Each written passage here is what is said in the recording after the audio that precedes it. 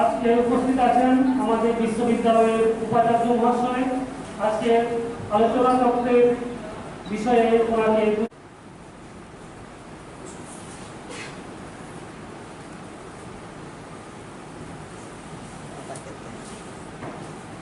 নমস্কার, সুপ্রভাত।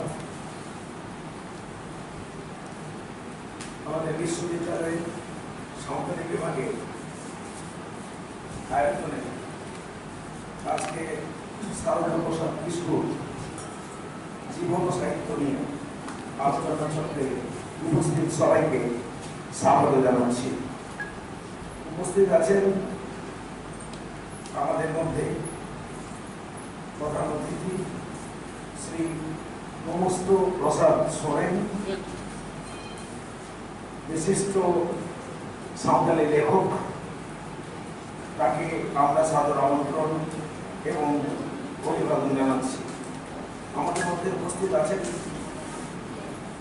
National Orissa university অধ্যাপক ডক্টর জ্যোতিপ্রনাথ বেসরা, তাকেও স্বাগত জানাচ্ছি। মঞ্চে উপস্থিত আছেন আমাদের বিশ্ববিদ্যালয়ের ডিন অফ আর্টস অধ্যাপিকা সোনালী মুখার্জি এবং উপস্থিত আছেন আমাদের বিশ্ববিদ্যালয়ের আধিকারিক, আমাদের লাইব্রেরিয়ান এবং আমাদের ইন্সপেক্টর কলেজেস এবং উপস্থিত বিশিষ্ট সংবাদপত্র, পত্রিকা, সম্পাদক, লেখক, কবি, সাহিত্যিক এবং আমাদের সাঁওতালি ডিপার্টমেন্টের বিভাগীয় প্রধান সহ অন্যান্য অধ্যাপক, অধ্যাপিকা এবং ছাত্রছাত্রীরা। এই বিশ্ববিদ্যালয়ে একটি বিশেষ ঐতিহ্য আছে। সেই ঐতিহ্যটি হচ্ছে এটি পুরুলিয়া জেলার মধ্যে একটা ইউনিভার্সিটি, যে জেলার মধ্যে আমরা এমন কিছু সম্প্রদায়ের মানুষজনকে আমাদের পাই এই অঞ্চলে, যাদের পরিচিতি বর্তমান দিনে তাদের এগিয়ে আসা, তাদের জীবন, তাদের শিক্ষা, তাদের সমাজ, এই সমস্ত ব্যাপারে তাদের বিশেষ অধিকার প্রয়োজন। সেই প্রয়োজনীয়তা মাথায় রেখে এই বিশ্ববিদ্যালয় তার জন্মলগ্ন থেকেই প্রায় সাঁওতালি ডিপার্টমেন্ট, সাঁওতালি ভাষার উপর শিক্ষা, তার ব্যবস্থা করেছে। এবং এই সাঁওতালি ডিপার্টমেন্ট শুধু সাঁওতালি ভাষাকে গুরুত্ব দেওয়ার জন্য নয়, এটা যাতে একটা ব্রিজ হিসাবে কাজ করে between the society of the downtrodden people and the mainstream. আমরা খুব সম্প্রতি একটি প্রয়াস, একটি উদ্যোগ নিয়েছি। সেটা হচ্ছে একটি কেন্দ্র স্থাপনা করছি আমরা, যেখানে এখানকার যে ঐতিহ্য, এখানকার যে কলা, এখানকার যে শিল্প, এখানকার যে দক্ষতা, সেগুলোকে যাতে আমরা আরো বেশি করে বিশ্ববিদ্যালয়ে চর্চা করতে পারি বা চর্চার সুযোগ করে দিতে পারি, তার জন্য আমরা একটি সেন্টার ফর ইন্ডিজিনাস স্টাডিজ, আমাদের ডিন ম্যাডাম আছেন, যিনি সেই সেন্টারের ডিরেক্টর। তার কাজকর্ম, তার অ্যাক্টিভিটি সম্প্রতি শুরু হয়ে গেছে। এবার একটু আসি সাহিত্যিক সারদা প্রসাদ কিশোর আর জীবন কথা। সাঁওতালি কাব্য সাহিত্যের যদি মাইলস্টোন ধরা হয়, তাহলে সারদা প্রসাদ কিশোর জীবন একটি মাইলস্টোন। জন্ম পুরুলিয়া জেলায় 1929 সালে। মেধাবী সারদা প্রসাদ কিশোর প্রথমে খাতড়া হাই স্কুল থেকে মাধ্যমিক পাস করে উচ্চশিক্ষার আশা নিয়ে বিষ্ণুপুর রামানন্দ কলেজে ভর্তি হন, কিন্তু তিনি সমস্ত শিক্ষা সম্পূর্ণ করতে পারেননি কলেজে অর্থাভাবের জন্য।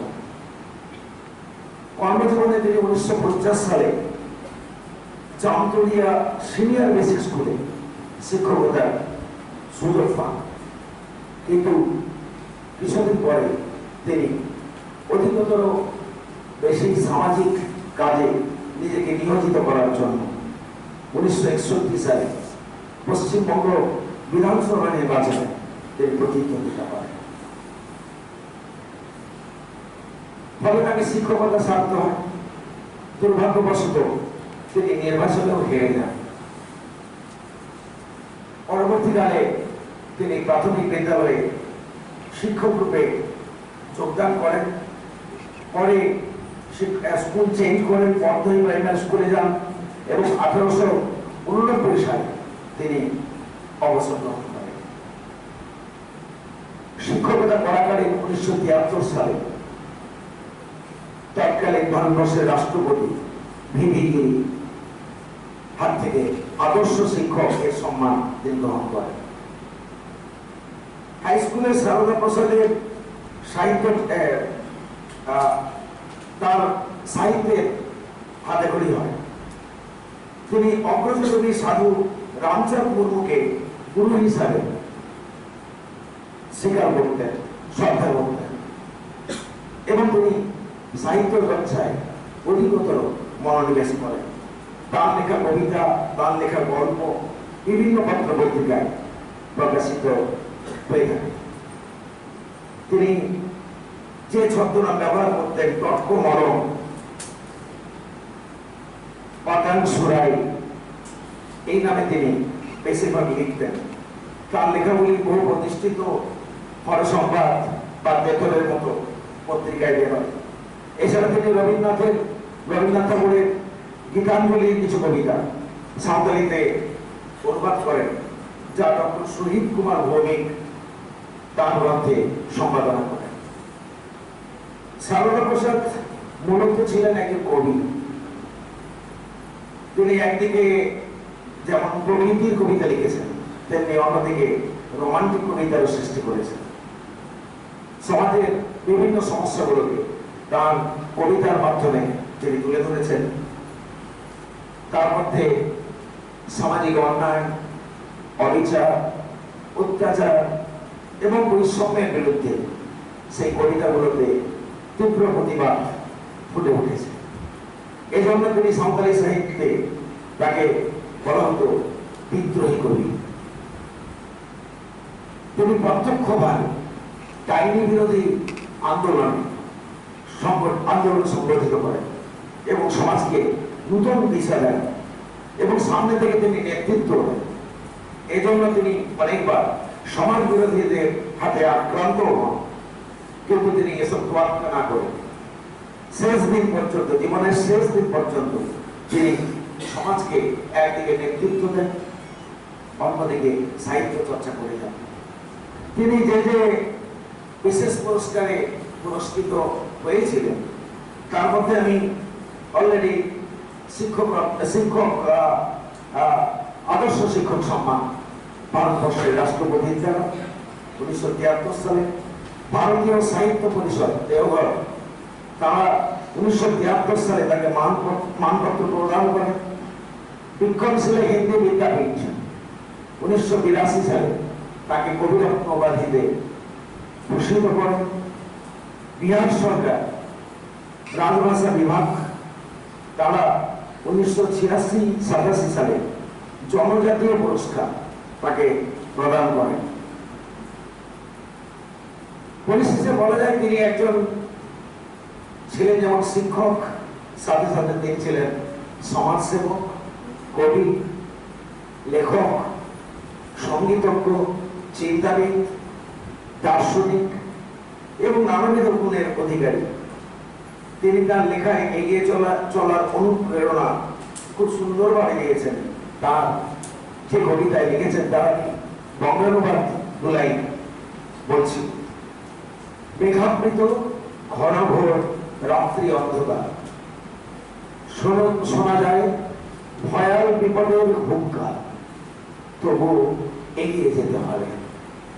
এভাবেই তিনি জীবন ও সমাজকে সুন্দরভাবে এগিয়ে নিয়ে যেতে আপ্রাণ চেষ্টা করে গেছেন এবং সবাইকে অনুপ্রাণিত করেছেন। শেষ জীবন তিনি কয়েক বছর প্যারালাইসিসে আক্রান্ত হন। 1996 সালের 18 মার্চ তিনি পরলোক গ্রহণ করেন। সাঁওতালি সাহিত্যে তার নাম সুতারার মতো চিরদিন ঝলমল করবে। আজকের এই আলোচনা চক্র তার জীবন ও সাহিত্য নিয়ে তার সাফল্য কামনা করে শেষ করছি। ধন্যবাদ।